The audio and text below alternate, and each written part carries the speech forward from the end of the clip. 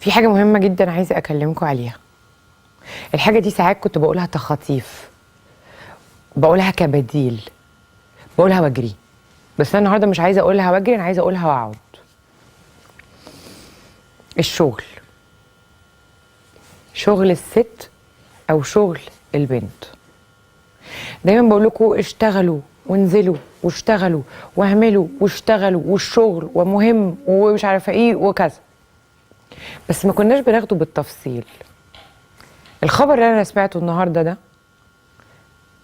خليني اقول طب ما هطلع اتكلم عن الشغل. بصي يا حبيبتي، بتكلم على السن اللي هو من اول الجامعه، لان مش المفروض منك انك تكوني بتشتغلي قبل كده. بصي يا حبيبه قلبي، لما تكوني بتشتغلي في الجامعه وفي ظل الظروف الاقتصاديه اللي احنا بقينا فيها، مش هتحملي قوي على امك وابوكي.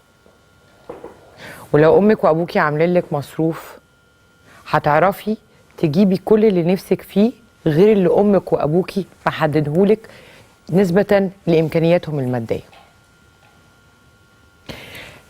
لما تكوني صغيرة وتبتدي شغل وانتي صغيرة، ايا كان الفلوس، ايا كان حجم المادة او حجم الفلوس اللي انتي بتحطيها في جيبك كل يوم ولا كل اسبوع وكل شهر، هتحسسك ان انتي عندك ثقة في نفسك. الفلوس مهمة، واللي قال الفلوس مش مهمة يبقى بيقول أي كلام، واللي قال الفلوس ما بتغيرش، لا الفلوس بتغير. وأنا لو ما كانش معايا فلوس ما كنتش هعرف أروح أعمل مناخيري، وما كنتش هعرف أشتري لبسي، وما كنتش هعرف أصرف على نفسي ولا أصرف على عيالي. فاللي هيطلع يقول إن الماديات مش مهمة، لا، الماديات دي السبب بعد ربنا سبحانه وتعالى، ومن أهم الحاجات اللي في الدنيا. فلما حضرتك هيكون معاكي فلوس وانتي صغيرة، مش هتضطري تنقي راجل غني يعمل لكم كده حاضر علشان يصرف عليكي، او مش هتنقي واحد عشان يجيب لك دبلة ولا ساعة ولا شنطة ولا خاتم ولا مش عارفة ايه ولا ايه. لما هتنقي راجل هتنقيه عشان انتي بتحبيه، مش عشان هو هيجيب لي اللي انا نفسي فيه. فما تقعيش في فخ ان انا باخد راجل غني هيجيب لي صحيح اللي انا نفسي فيه، بس هيطلعه على عيني من الناحيه التانيه. كمان الفلوس بتقوي، الفلوس بتقوي القلب. الفلوس من الحاجات اللي هتخليكي تقعدي تحط الرجل على الرجل وتبغددي تنقي اللي على مزاجك. واللي يقول غير كده يبقى بيهزر. الجمال والفلوس بيخلوا البنت عندها ثقه في النفس مش طبيعيه، والفلوس دي مش هتيجي غير من الشغل. طول ما انت بتمدي ايدك لحد وتاخدي منه فلوس، الحته بتاعت انه انا قويه بنفسي مش هتبقى موجوده.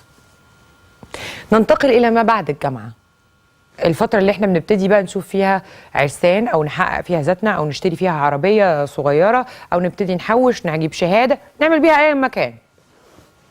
ودي بتبقى المفروض من اهم فترات العمر، لانه بره بيقولوا ادرس في ال20، اشتغل واطلع عينك من 30 ل 40، من ال 40 ل 50 هي بيسموها ريتايرمنت بلان، او ان انا بعمل معاش، خلاص بحضر لمعاشي. من 50 انا قاعد في بيتنا باشا حاطط رجل على رجل. هتقولي رضوى بس الظروف والبلد والاقتصاديات ومش سامحه ومش عارفه ايه وكذا. هقول لك لا، في نماذج كتير قوي جت برنامج هي وبس ابتدوا مشاريعهم بولا حاجه، بفلوس قليله جدا، كانوا سالفينها كمان. في الفترة بعد الجامعة حضرتك لما يكون معاكي فلوس، ولو بادية من بدري تكوني قويتي أكتر، تعرفيك تعملي حتة مشروع، اسمك يلمع، الدنيا تظبط معاكي، فالشنطة الصغيرة تبقى شنطة كبيرة، والعربية الصغيرة تبقى عربية كبيرة، والخاتم اللي ما كناش عارفين نشتريه ونشتريه بفص كمان. فأنا من جوايا هبقى حاسة إن أنا مالية مركزي، ثقتي في نفسي هتزيد، تعاملاتي مع اللي حواليا هتزيد، هعرف انقي صحابي واعرف انقي جوزي واعرف انقي اللي على مزاجي، لان انا حاسه ان انا قويه بقرشي. القرش بيقوي.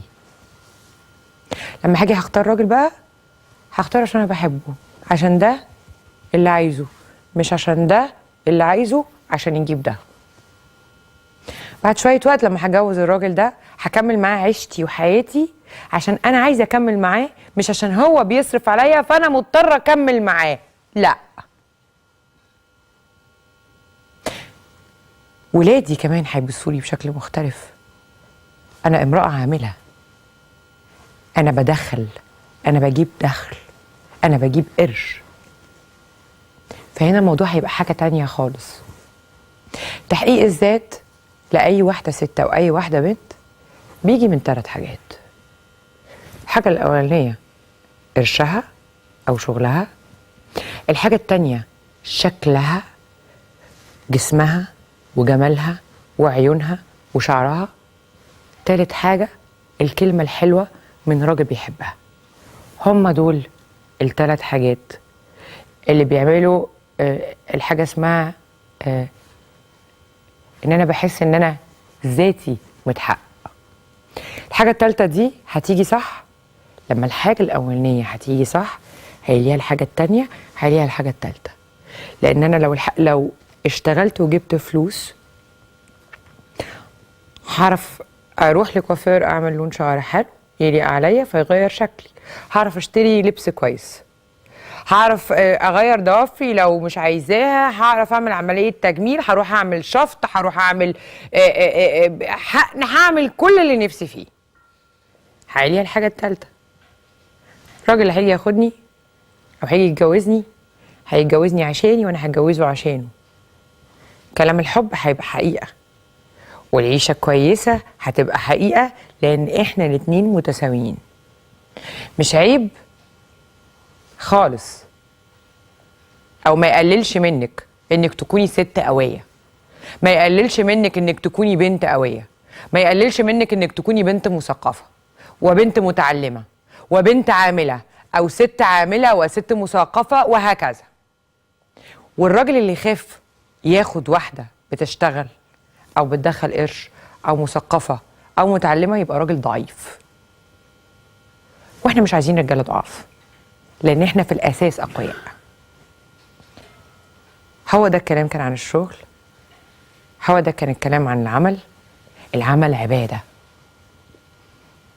ناس كتير قوي كانت متخيله انا طلعت لهم من جوه الصندوق او من بره الصندوق لما اشتغلت في السي بي سي او سي بي سي سفرة تحديدا من 2 وشويه، لكن مش هي دي الحقيقه. الحقيقه انا بشتغل بقالي 15 سنه